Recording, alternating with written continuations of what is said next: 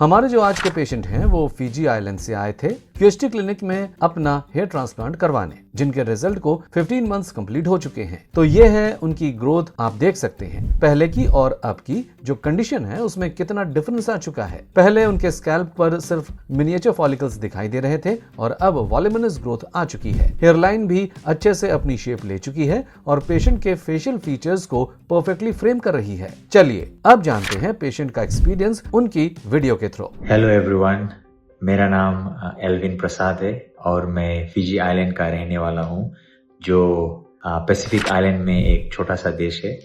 और आज मैं आपसे अपनी हेयर ट्रांसप्लांट जर्नी के बारे में अपना एक्सपीरियंस शेयर करना चाहता हूँ। तो मैंने अपना हेयर ट्रांसप्लांट दिसंबर 2023 में कराया था।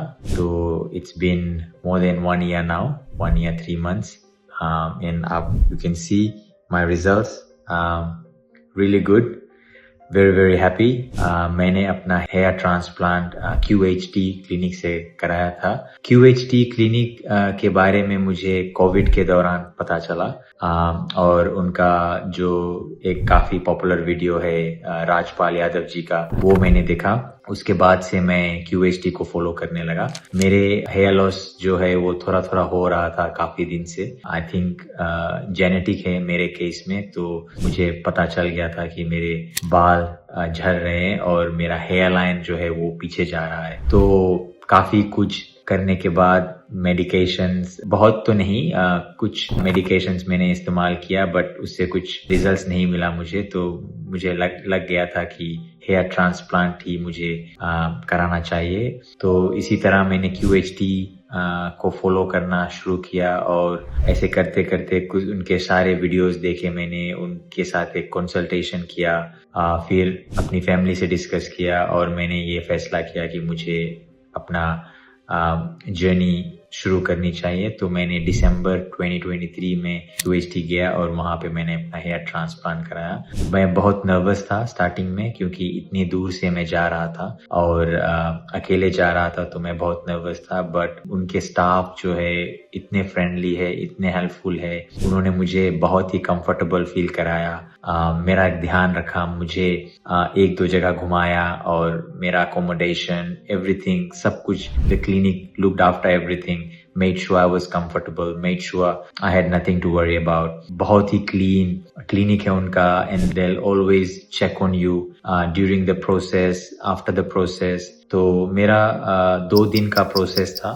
I think about 5,000 grafts were used for my treatment। उसके बाद मैं वापस फिजी आ गया, and they always kept in touch कि आप कैसे हो, कैसे फील कर रहे हो। They guided me throughout the process, कब मेरा हेयर वॉश करना है, कैसे हेयर वॉश करना है, कैसे स्प्रेज यूज करने हैं और टैबलेट्स कब कब खाने हैं।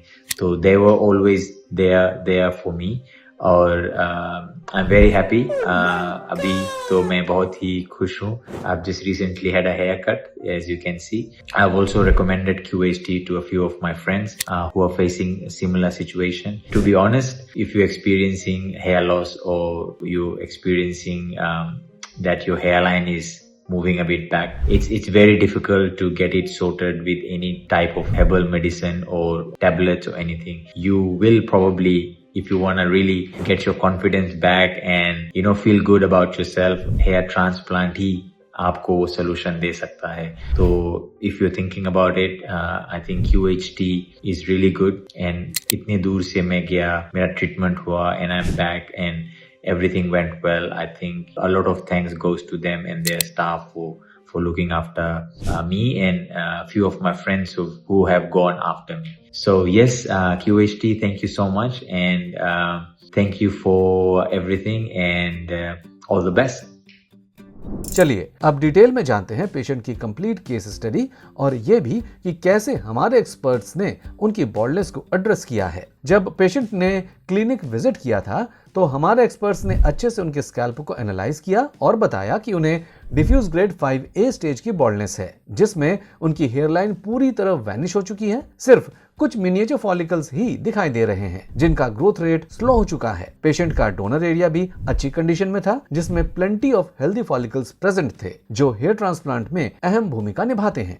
पेशेंट की बॉल्डनेस एग्जामिन करने के बाद हमारे एक्सपर्ट्स ने उनका हेड वॉश करवाया और हेयर ट्रिम किए। इसके बाद पेशेंट की donor area density, hair skin contrast और हेयर कैलिबर जानने के लिए ट्राइकोस्कोपी के थ्रू स्कैल्प को एक बार फिर से एनालाइज किया और इसके बाद पेशेंट की हेयर लाइन डिजाइन करी। हेयरलाइन को पेशेंट के फेशियल फीचर्स के अकॉर्डिंग मिडिल से थोड़ा लोअर और ग्लैबुला पॉइंट से 6.9 सेंटीमीटर्स के डिस्टेंस पे क्राफ्ट किया है। इससे पेशेंट के फेशियल फीचर्स को सिमेट्री और फ्रेमिंग मिलेगी जिससे यूथफुल लुक आएगा। हेयरलाइन के साथ पेशेंट का रिमेनिंग रेसिपिएंट एरिया भी आउटलाइन किया गया है जिससे इम्प्लांटेशन प्रोसेस में एक गाइडेंस मिलेगी। इसके बाद प्रोसीजर के टाइम एक्सपर्ट्स ने हर जोन के अकॉर्डिंग ग्राफ्ट्स इम्प्लांट किए हैं। जैसे हेयरलाइन जोन में नेचुरल लुक क्रिएट करने के लिए single and thin hair follicles implant किए गए हैं। इससे हेयरलाइन प्लगी और अननेचुरल नहीं लगती है और एक यूथफुल लुक क्रिएट होता है। फ्रंटल एरिया और मिड स्कैल्प में वॉल्यूम और डेंसिटी ऐड करने के लिए double and triple hair follicles implant किए गए हैं।